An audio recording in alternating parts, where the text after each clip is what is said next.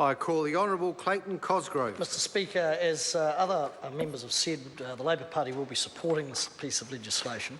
There is a maxim when it comes to taxation legislation that it should be transparent, it should be simple to understand for people, and it should have integrity.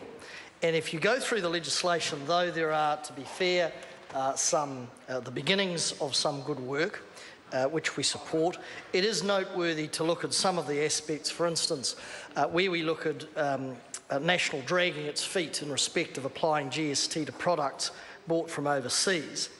We see that after a lot of political hot air, sir, where I think it was the previous, maybe the previous Minister of Revenue, either Mr Macleay or Mr Dunn, I can't recall which, said with a big hiss and a roar that they would go after online services in respect of GST. And what did we come out with? Well, we came out with iTunes and Netflix, sir. Not a bad start, I have to say, but I'd ask the Minister of Small Business, I see him here, as to how many New Zealand businesses will be affected in a positive way because GST is charged on those particular online services. I doubt whether there'll be many in the small business space. I recall, I think it was the Retailers Association who were pretty vehement and robust in their view that if you're going to do this, you ought to do it correctly. And there are a heck of a lot of other services, of course, sir, online services, which won't attract, under this bill anyway, a GST. So what the government has done is picked a couple of a bit of low-hanging fruit and trumpeted this as though it is some great taxation reform. Well, to be fair, it is a good start, not a bad start. But if you're actually trying to get traction, sir, and assist small businesses in this country, I would have thought that a lot more thought and policy work would have gone into this, going well beyond iTunes and Netflix, because I don't see too many small businesses down Lambton Quay, and I see a few members down the back of the National Party nodding, are sort of in the competitive space with iTunes and Netflix, and will be jumping up and down, rejoicing today, sir, as we have the third reading of this bill, because it's going to assist them with millions of dollars flowing into their bank accounts. I don't think so.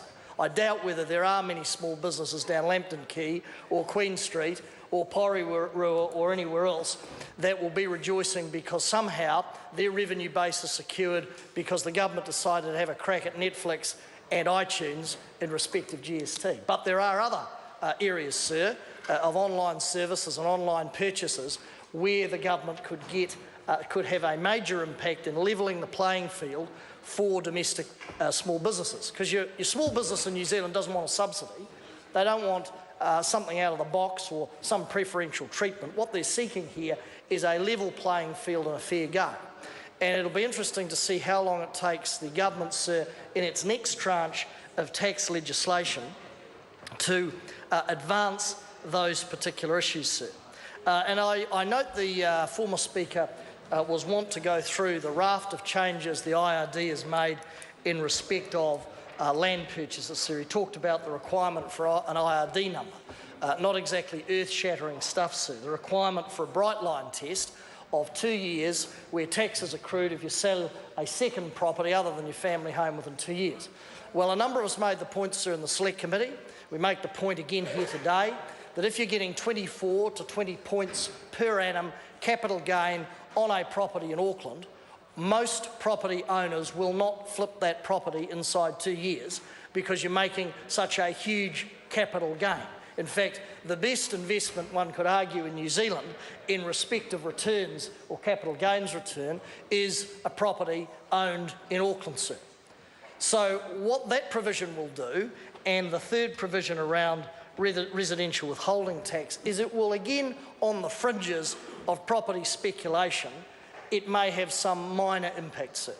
But in terms of those people who are buying properties for investment, who are making, and you know, there's a few business people across the aisle there, the Minister of Small Business, could he tell me perhaps of a better investment with a better return than 20 to 24 points per annum? Don't know if there is such a thing. I see he's a bit busy there in a culinary sense and may not be able to answer. But, you know, I can't see an investment greater than that in this country, sir. So that 2-year hold, when Treasury, of course, recommended 5+ years, again, sir, is a bit of window dressing by this government in respect of trying to be seen to do something about what they now are coming to terms with and sort of behind closed doors acknowledging as a housing crisis. And the last speaker talked about, sir, the Land Information Office releasing figures, and he talked about, I think, foreign ownership figures of 3% and nationwide, I assume, and 4% in Auckland.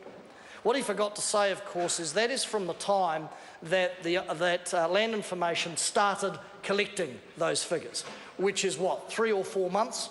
I'm not sure of the exact time frame, sir, in the last 3 or 4 months. And even Nick Smith, in his own sort of gregarious way, looks over there, can't argue with that one. If you actually go back, had those figures, as we demanded and we requested for years, sir, in opposition, saying there should be a land register, there should be a data collection system, it should happen immediately the government came in, when everybody else, apart from Nick Smith in his own sort of benign way, in that fantasy world he lives in, admitted there was a housing crisis, except Nick Smith. In his world, in his environment, in his sort of ecosystem, those sorts of crises don't exist. Now, had we had, sir, that database, or they don't call it a database, sir, they don't even call it a register, because that would be conceding that they lost the political battle on that. But had we had a register over the last 6 years, sir, we would have a robust set of figures. So they conceded, feet put to the fire, got the Land Information IRD starting to collect that information over the last 3 or 4 months, and somehow, for the first tranche of the information to come out, Nick Smith gets up and trumpets it, as did the previous speaker, as some sort of deep, authoritative series of information. Well, if you know anything about statistics, and even Nick Smith might know something, there's Hudson and Halls down the back sort of chirping away. If you know anything about statistics, sir, you look at a trend. You don't look at a one-off snapshot, and you don't look and see as authoritative with integrity one snapshot from a new set of data the first time you take it. I can't quite hear through the sort of verbal garbage going down the back of the house, sir, but you don't take, if you know anything about statistics, in an authoritative way, the first snapshot in a new series of data. No, you look at a trend. And had we had that series of data, 6 years ago, sir, when members of this political party and others in the housing sector called for it so we could measure these things, we would have a trend, we would have predictable information that we could do some analysis with. Now, in the next 6 years, now that we've got this so-called register, sir, I'm sure we'll be able to build on this. But to come to the House today and say, oh, the first snapshot we've taken, this now gives us a sort of global reach in terms of projecting out what will happen in New Zealand overseas property purchases, is a bit rich, sir.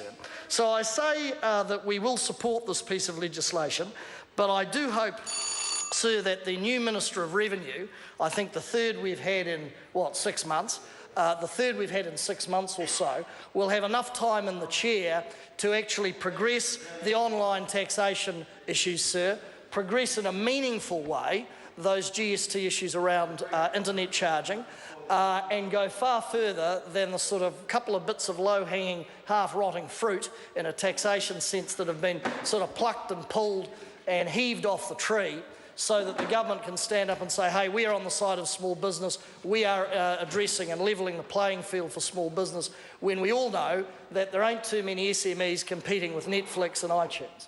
So not a bad start, sir. We hope to see far more integrated and authoritative tax legislation as we progress in this financial year. Mr. Speaker. Scott.